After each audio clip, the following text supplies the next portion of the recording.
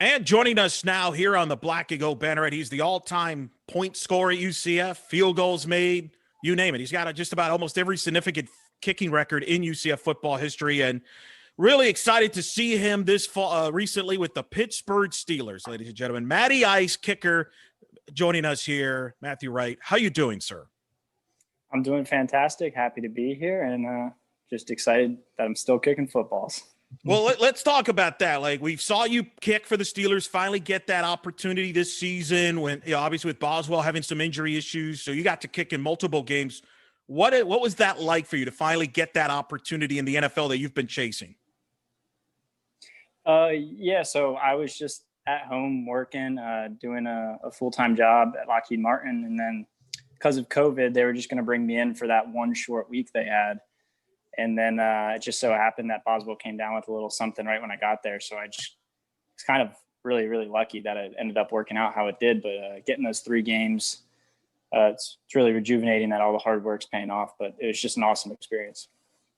Yeah, because Matt, we had seen the videos you posted on social media of you kicking, field goals and stuff. But November 25th was your tryout date, right? Was that your tryout date on the 25th? And then you were signed to practice squad like a week later. Yeah, so the day they report that I try out is actually when you arrive, and then you have to quarantine for 5 days before you're even allowed to work out. So quarantine for 5 days, worked out, was supposed to sign, but then the Ravens game got pushed back. I don't know if you guys followed that at all. Sure. So that whole ordeal happened, and the game kept getting pushed back. So I wasn't even sure if I was going to get to sign because I was kind of signing for that game specifically. And then, so I actually ended up quarantining another week waiting until I was able to sign. So that's why there was that long wait in between when I said I was working out and when I actually signed. That is amazing. That's right, because the Ravens game got pushed back all the way to Wednesday. And then as a result, the game against Washington got pushed back as well. I mean, what's going through your mind as you have to be patient. This is such a unique thing to everybody.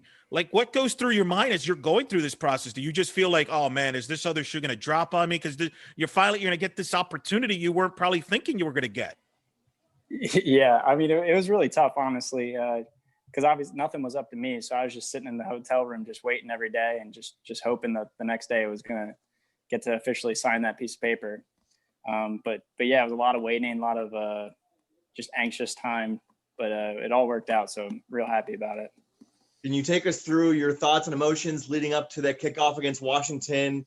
Maybe the night before, knowing you'd be on the active roster and maybe stepping on that field in warmups, what that whole experience was like?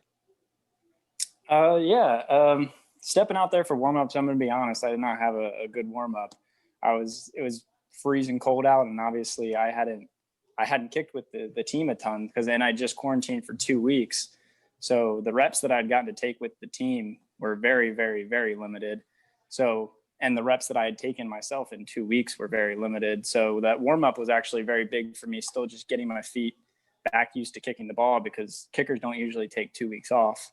So the warm up was not the prettiest, but it got me ready for the game. And I just have confidence in myself going into games that when the time comes, I know I'm going to kick the ball through the uprights.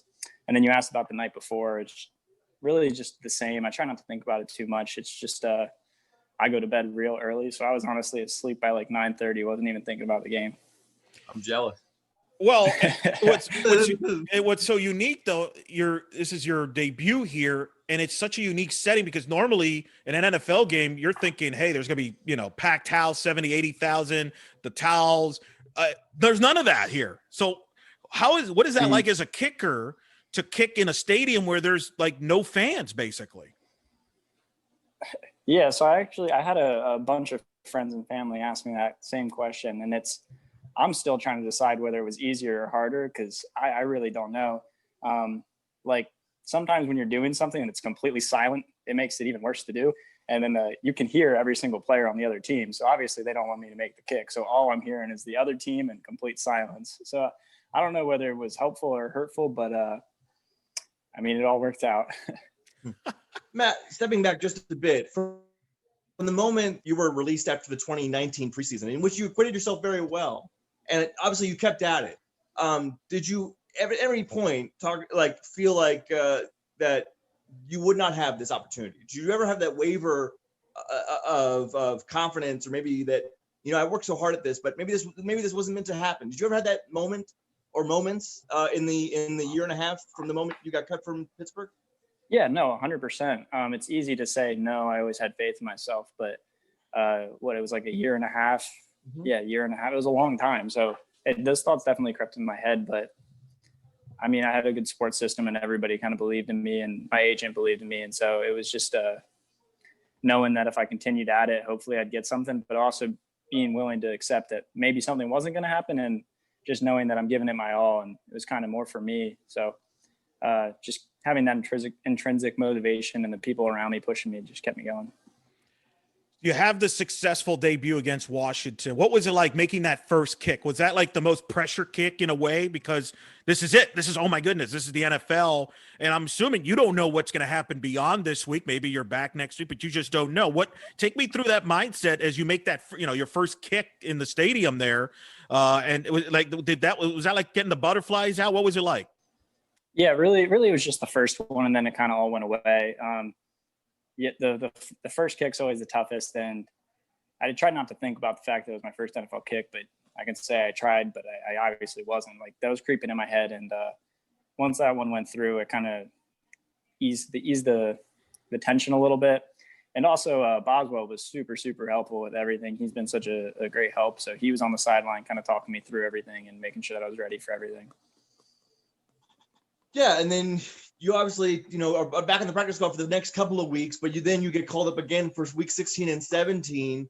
And did I guess, I don't know if it's worked. I don't know if you worked on anything, but now that you were really part of the team starting in week 13, did it feel any different, or week 16, 17 feel any different at all? Or was it just like now you really felt like, yeah, I'm part of this team now?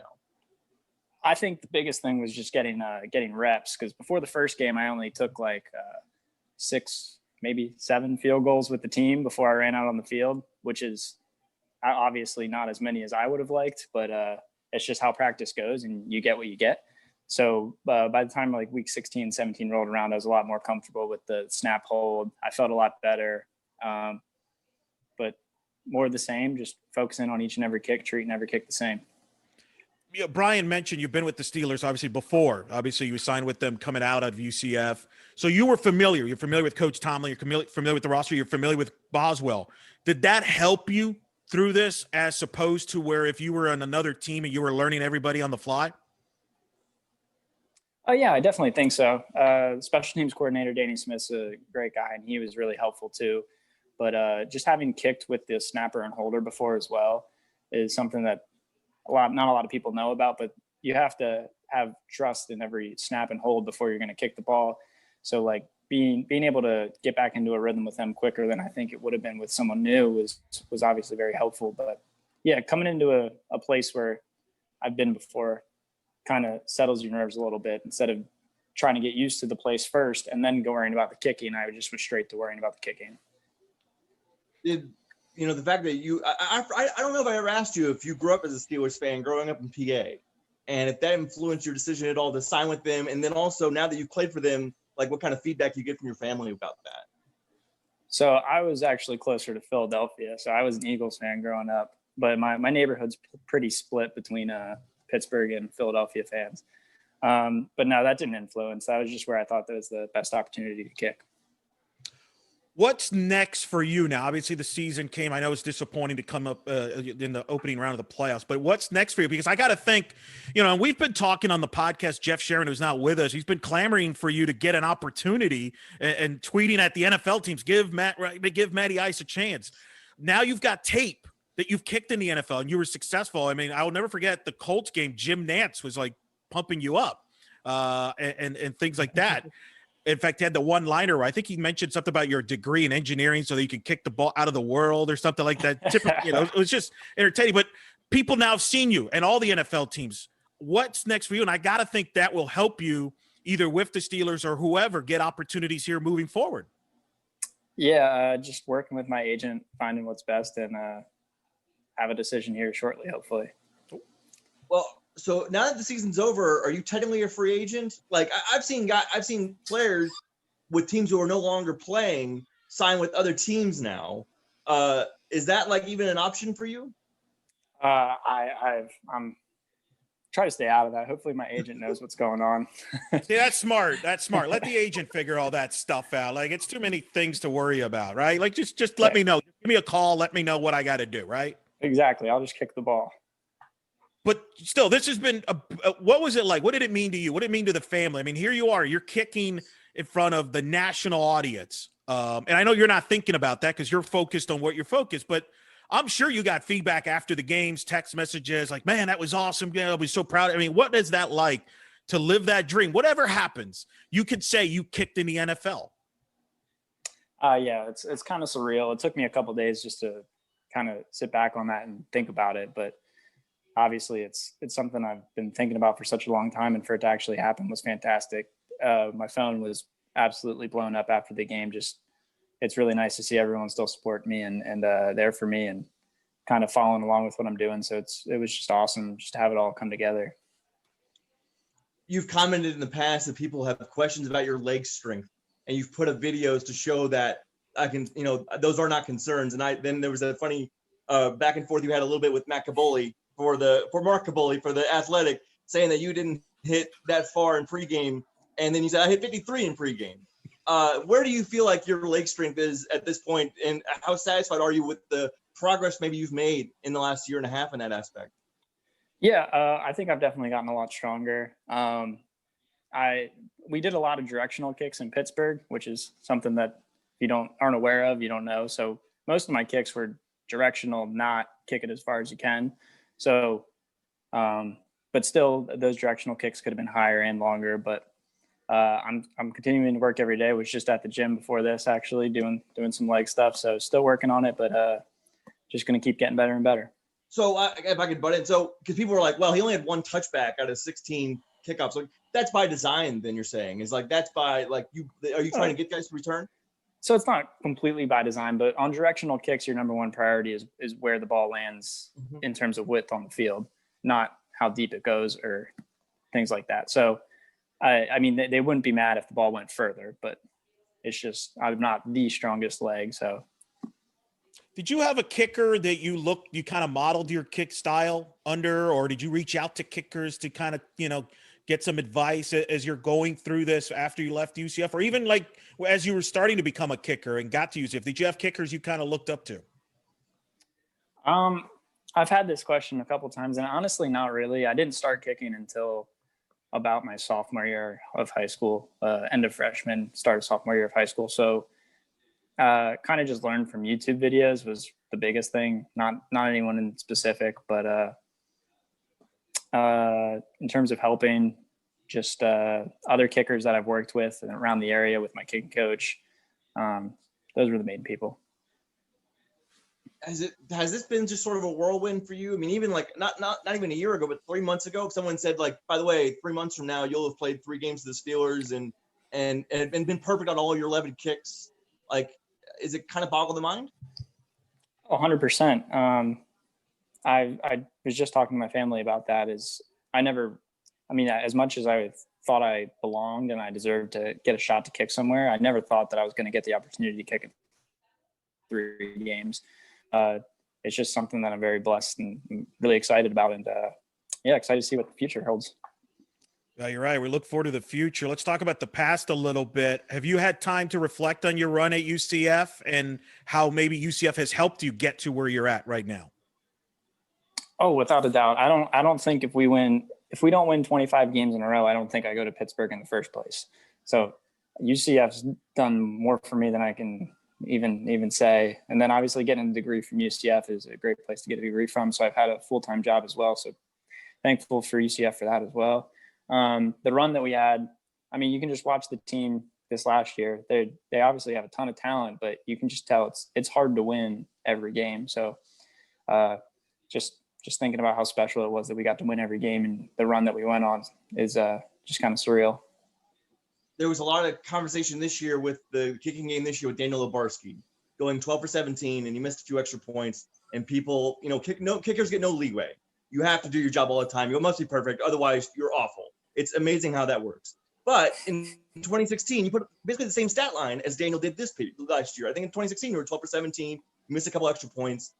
What would you say to Daniel? I don't think there's any sign that UCF is moving on from him. So him coming back as the kicker again, what would you say to Daniel after this season? Just to relax and try not to listen to other people. Obviously, it's kind of impossible when everything's coming at you with social media world that you're gonna see some things, but just relax, take it easy. It's a game, and if someone cares that much to tweet about you missing a kick, just remember that you're there for a reason and you're on scholarship to kick a football. Well, was there a moment at UCF where everything just kind of clicked for you? Because after a while, people kind of took you for granted. It's like, oh, he's automatic. You know what I mean? Like, and Brian mentioned your first, 2016 season. Was there a moment, a kick, a game that, or maybe even a practice, or everything just started clicking for you and your kicking style? I don't know if I'd say a specific moment. I felt pretty good throughout the year that you mentioned. The reason my stat line looked bad and it hurts to even talk about now is I hit the upright twice in one game against Cincinnati, or else I would have had a 15 for 17 year. But I don't know. I think it all is just getting more and more repetitions with your snapper and holder and getting comfortable with the team. Because obviously when you first come in, like Obarski's young, you might not have a great relationship with some of the older guys on the team, but as he grows and grows, he'll kind of be the veteran on the roster, and he'll have more confidence and be able to hopefully relax more if that's the issue or whatever it may be. Going away from football just a bit, how is the job at Lockheed Martin doing? Obviously, football careers are always short, and you always have to have a backup plan. Your backup plan is pretty fancy. It's pretty special. People, obviously, Jim Nantz talked about it. How's the gig going outside of kicking? I don't like to call it a backup plan. It's not backup. I make sure that they know that they're equal. But it's good. I just got back into Orlando, so heading into the office tomorrow. But yeah, it's good. Can't complain. What are the aspects of the job? What do you focus on? What are you doing? I'm a systems engineer, so it's just coding. I don't know if you guys know what that is, but just sitting in front of a computer all day, pretty much. Mm-hmm. That is impressive. Like, that's not like, and UCF's known for the engineering and all the different things that it has to offer. What was that like as a student? You're balancing playing on the football team, but also academics. Take me through that process, because that is not an easy accomplishment. What you went through is from an academic standpoint. Forget the football field, but if academics, so you're doing both. Yeah, UCF has a great support system. That's what I always like to point out is we have so many people there to support you in athletics and in academics. So I never felt like I was on an island. Like if something was getting tough, I always knew I had someone to turn to help me out. Like if my schedule felt busy, if I didn't think I could get something done, there was always help somewhere. And UCF was very supportive just with everything. So a lot of busy days and long nights, but it was all worth it. Because of what you've accomplished here in the last few months, and a lot of work goes into that over the months prior, but because of what you've accomplished on the field with people watching you, can you almost say for certain, although you don't want to take anything for granted, can you say for certain, like Matthew Wright will be kicking for an NFL team next year? Just see what my agent says. There you go. I want him to bite on it so badly. Let me ask you this. Do you have a favorite kick that you have in your career? Could be UCF, or even if you want to, but especially UCF, because for me, every time I see you, I keep thinking the Memphis game and at halftime where the streak looks like it's going to come to an end. And I've always given you credit for this because I think it's an underrated moment. Memphis had in the first half really outplayed us, right? And it didn't look good. It looked like the streak could come in. The weather, Brian, you were there, right? The weather you knew the weather wasn't going to be great the whole game. And I remember you get that kick, and that's a huge kick here, and it's not a cheapie either. I think it was a lengthy kick. It's 44. Right? 44 in Memphis, is slick, and you kick the field goal. And I thought that helped change the momentum. It got UCF within 13. I think that's one of the more memorable kicks that I remember of your career. Do you have something like that? I don't know if it's that one or any other kicks, because I thought that really helped come back and win the game and continue the streak. I don't know if you remember the first one, the wind took and hit the upright. Okay. Yeah. So thankfully their coach gave me a second one. He called timeout. Mike Norvell called the timeout right, and gave you the second chance, and that was that's right. Yeah, the wind was blowing pretty good to the right. I got to adjust. Other memorable kicks. I mean, my most memorable one probably isn't a good one. It was the very first one. I don't know if you guys remember that. Which one was that? Was that the Owen? See, we try to block out that year, right? I try to block out the 0 season, the FIU game. Yeah. See, I was there. I remember that. Yeah. We're not thinking back to those. I mean, that set me up, though. It was that's definitely the most memorable. It set me up. I got to experience the low as a kicker, and could only go up from there. So I credit that to helping me a lot, actually, because kind of put me down at the bottom and made me build myself back up and work back from it. Trying to think of other memorable kicks. Well, you got to kick. I mean, it's funny you bring this up because you had the winless season in 15, but you had the undefeated season in 17. You got to witness both. You got to kick in the Peach Bowl. You got to kick in the Memphis title games, which is kind of a pressure cooker. People don't think of it, but when there's that constant, so many points scored, every extra point is magnified, especially when they got to that overtime. I would imagine, even though, again, it's not like the most highly profile kicks, those are still critical kicks because, I always bring up Matt Prater, who's had a great career, but UCF fans always remember the Hawaii Bowl missed kick because that was the end of the Hawaii Bowl. So there's that pressure that people don't realize, it's just an extra point, but there's pressure, especially in an overtime game like it was with that Memphis game, right? And even South Florida the week before. Yeah, definitely. That's interesting you bring that up. Those kicks were definitely just as nerve-wracking as other ones, even though they're only 20-yard kicks. Anything goes wrong with the snap hold, anything goes wrong with your footing, you could miss. And obviously when you're in overtime, missing an extra point up by 7 instead of 6 is a pretty big deal. But yeah, I can't think of any super memorable kick. I'm still trying to think about that over here. That's what happens when we score too many touchdowns, right? Like it's kind of hard to. I didn't kick very many field goals. I just kicked extra points. Yeah, I mean that's not the worst thing in the world, though, right? Yeah, exactly. Yeah. I don't know. Just I guess generally reflect on you have a legacy as UCF's best, most accurate kicker in college. I just, in general, kind of an open-ended question of how do you feel about your legacy as that? It's just awesome.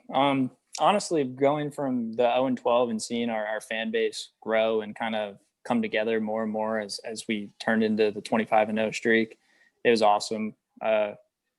Getting the support of the fans and just still to this day, when I tweeted, for instance, you brought up earlier, when I tweeted at the Pittsburgh writer, there was a whole horde of UCF fans coming to my defense. So it's awesome to see the fan base and they all support me. So that kind of helps keep me going too. It's just really nice. The UCF Twitter mafia is a real thing. Oh yeah, it's growing every day too. It is growing every day. What do you remember about College Game Day coming to UCF? Because I mentioned that Memphis win. Without that Memphis win, we don't get to host Game Day. What was that like from your standpoint that week on campus, the buzz with ESPN College Game Day coming to UCF for the first time, and then obviously the electricity? I know Brian has mentioned this, maybe the most electric atmosphere at the Bounce House ever, Brian, right? Like, that night game with Cincinnati, ABC. What was it like for you, kind of seeing that from a student perspective, but also obviously as part of the team to help make that happen? Yeah, I kind of remember the Friday before the game, me and a bunch of the specialists took a little, one of those little gator carts around, and we were driving through the little setup over there. So it was really cool to look at and see the excitement. And then obviously waking up the morning of the game, getting to watch Game Day and knowing that it was right outside was crazy. The game, obviously it started. Everyone likes to say it started with, we got those penalties on Cincinnati. So everyone forgets about the touchback to start the game. all this kicker slander. Yeah, I remember the touchback. That set the tone right there. Well, I mean, did you have extra? I mean, I'm curious. I mean, we mentioned earlier about kicking in an empty stadium. You see that electricity in games like that. The USF game had a great buzz. Mm-hmm. Does that give you an extra as a kick? In all seriousness, like, do you almost have to, like, does that give you an extra, few yards, if you will? Like, could you kick it 5? Does that adrenaline rub off on you?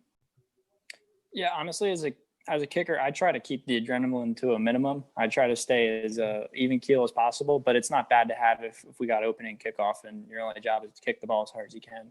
So, I mean, after the opening kickoff, I tried to go to the sideline and kind of settle down, because when you're kicking field goals, you don't want to be too amped up. You want to be relaxed. But the atmosphere was insane, and it helps on kickoffs to be amped up. Were there any moments in college where you had trouble controlling your nerves during a game at all in a big kick situation?